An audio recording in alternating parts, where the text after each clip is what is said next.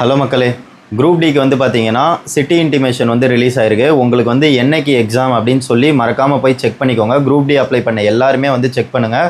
ஆக்சுவலாக வந்து நவம்பர் 27 உங்களுக்கு எக்ஸாம் ஆரம்பிக்குது.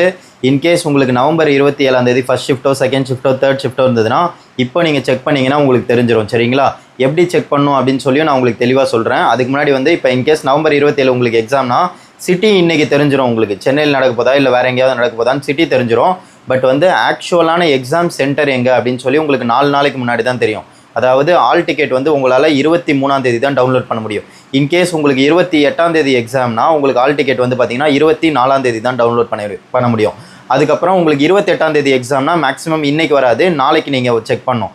ஸோ டெய்லி நீங்கள் செக் பண்ணிக்கிட்டே தான் இருக்கணும். சரிங்களா? வெப்சைட்டில் போய்ட்டு நான் எப்படி செக் பண்ணணும் அப்படின்னு சொல்லி தெளிவாக உங்களுக்கு சொல்கிறேன். வீடியோவை அப்படியே பாருங்கள். ஆர்ஆர்பி சென்னை அப்படின்னு சொல்லி கூகுளில் போய் சர்ச் பண்ணுங்கள். சர்ச் பண்ணோன்னா ஃபஸ்ட்டில் வரும் பாருங்கள், ஆர்ஆர்பி சென்னைன்னு சொல்லி. அதை கிளிக் பண்ணுங்கள். கிளிக் பண்ணிட்டக்கப்புறம் இதை க்ளோஸ் பண்ணிடுங்க. க்ளோஸ் பண்ணக்கப்புறம் ஃபஸ்ட்டில் சென் நம்பர் 5 இருக்குது 2025. நம்ம வந்து எதில் போகணுன்னு பார்த்தீங்கன்னா குரூப் டி வந்து பார்த்தீங்கன்னா சென் நம்பர் 8 2024 வரும். குரூப் டிக்கு எங்கே இருக்குது? இதோ இங்கே இருக்குது பாருங்கள், சென் நம்பர் 8 2024 அதில் இருக்கா? இதுதான் வந்து குரூப் டி. இங்கே இருக்கும் பாருங்கள், ஃபஸ்ட்லேயே இருக்கும் view or download city intimation slip or call letter for CBT. So அதை கிளிக் பண்ணுங்கள். கிளிக் பண்ணிங்கன்னா இங்கே வந்து உங்களோட ரிஜிஸ்டர் நம்பர் இருக்கும்.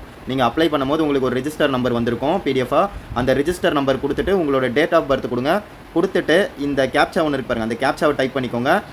இங்கே ரிஜிஸ்டர் நம்பர் சம்திங் ஏதோ கொடுக்குறீங்க. சரிங்களா? ஏதாவது ஒரு நம்பர் உங்களுக்கு இருக்கும், அந்த கரெக்டான நம்பர் கொடுங்க.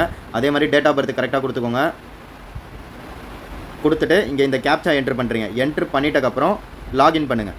லாகின் பண்ணிங்கன்னா உங்களுக்கு வந்து எப்போ எக்ஸாம் 27 எக்ஸாமா அப்படின்னு சொல்லி தெரியும். சரிங்களா? இன்கேஸ் உங்களுக்கு 27 இல்லைனா நீங்கள் நாளைக்கு செக் பண்ணுங்கள். ஸோ இந்த மாதிரி நீங்கள் எக்ஸாம் வர வரைக்கும் டெய்லி செக் பண்ணிகிட்டே தான் இருக்கணும். ஓகே மக்களே, ஃபர்தர் அப்டேட்ஸ்க்கு நம்மளோட ஐடியா ஒரு ஃபாலோ போட்டு வச்சுக்கோங்க. நம்மளோட சேனலை சப்ஸ்கிரைப் பண்ணி வச்சுக்கோங்க. அப்போ தான் நம்ம எந்த ஒரு வீடியோ போட்டாலும் உங்களுக்கு வந்து தெரிய வரும் மக்களே. Bye bye, take.